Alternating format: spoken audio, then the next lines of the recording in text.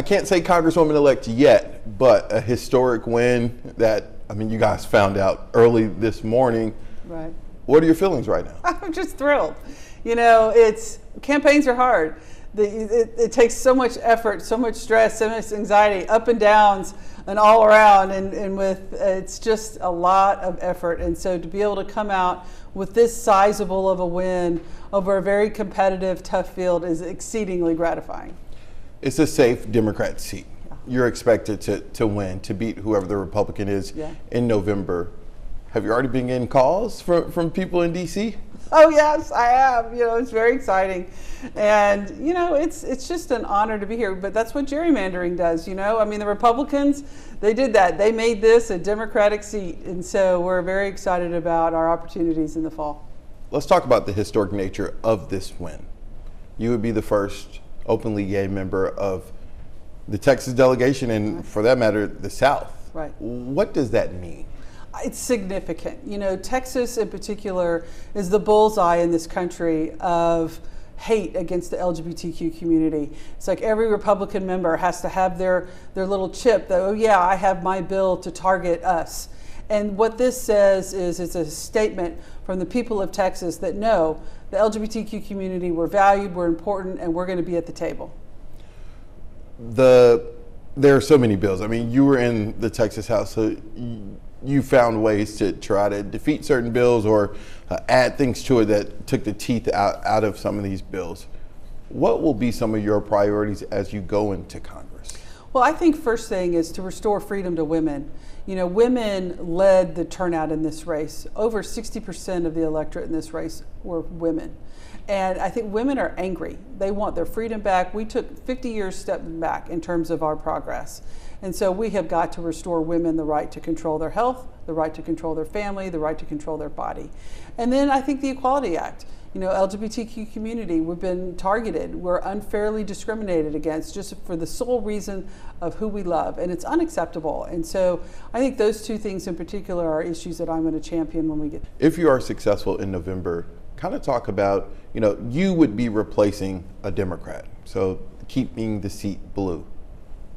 What do you think from a national perspective? Do you think Democrats have a realistic chance of taking back the House?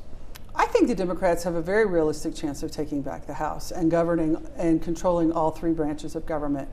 Trumpism is not popular. It scares people. People are very worried about the health of our democracy. They're very worried about the future of our country and what it stands for. And so I'm expecting a significant Democratic turnout in the November elections. And so we will have an opportunity to be in charge and to govern and actually pass some things and end this roadblock that the Republican Congress is putting towards the American people from achieving things that are very, very important.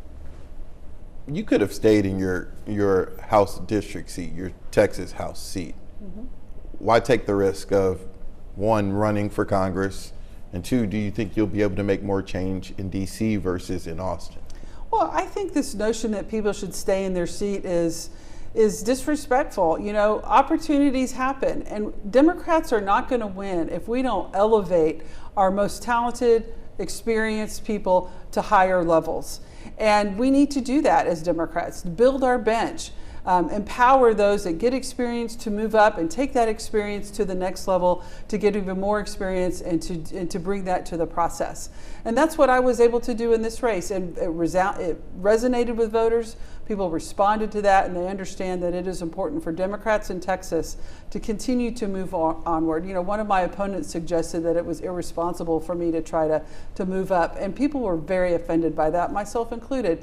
It says to women that we shouldn't try to advance. And you know what? I think women are excellent politicians, and women represent the people and understand the needs and the pain that people are going through more than anybody else, and we need to be at the table. Let's briefly talk about Julie the person. I mean, while you won the primary for a congressional seat and you were in the state house, sometimes regular people still don't know who their elected officials are. Tell me a little bit about you. I'm just a girl trying to do my best. I'm just like everybody else. I'm a wife. I have 2 sons. Try to keep all the balls in the air and keep it from all falling down. keep your household running, try to have a career, work hard at all the things. That's what everyone does. And so it's just never forgetting where you come from. I've worked hard in my life, and to get where I am, my education created opportunities for me, and I think understanding that, creating pathways for people to achieve their dreams, that's what we do. And I'm very in tune to that in my own life, and want to empower other people to do that. I'm very proud of my team, my staff, creating opportunities for some very talented young women to have success in politics, and I'm thrilled about that. President Biden at the top of the ticket, does that hurt Democrats trying to take back the House?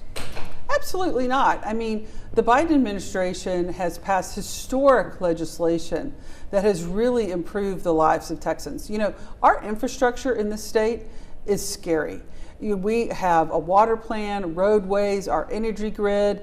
The fact that the bipartisan infrastructure bill is so significant to the health and the future of our state, and I think Democrats just need to do a better job talking about the many wins that the Biden administration has had for the people of Texas. And that's something I'm going to use this platform to try to do. Cool. Anything else you want to say? I just want to thank the voters of CD32, and I want to thank the passion and the purpose of so many women and the men that love women who came out to vote for our campaign. It was a resounding win that experienced and qualified women should have every opportunity to succeed and to advance, and I'm just so blessed to have so much support. The border, that issue's not going away. What will it take to have some type of compromise? Well, I think it's going to take leadership from Texans and to partnership. I had a wonderful conversation with Congresswoman Escobar, who has a bipartisan bill in the works, and I'm looking forward to continue dialogues with her to see if that's something that I can help with as well in the Congress. Texas is on the front lines of this border crisis, and it's going to take Texas members of the congressional delegation to solve it. Do you think Texas Democrats need to embrace it more and Absolutely. not shy away? Of course, Texas Democrats need to embrace it. It's a problem that affects everyone here in the state, and Texas Democrats, I think, are uniquely positioned to have the right balance to make sure that we're making sound policy that is hopeful, positive, and really addresses the issues while maintaining the dignity of all the people involved.